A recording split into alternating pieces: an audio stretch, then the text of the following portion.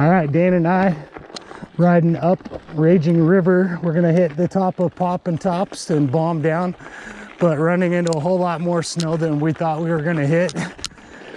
The higher we get up this hill, I think we're just over 2/3 of the way up the hill, so not too much further to go. But this is how much snow there is just in the trees. You get to a clearing and there's, I don't know, at least a foot of snow on the ground. But following Dane's new bike, Canyon. See, that thing doesn't even want to stay on the trail. It just wants to go flying off. That's a shiny new helmet. Look, Derek, you bought that sweet helmet for him to just wear it on his backpack.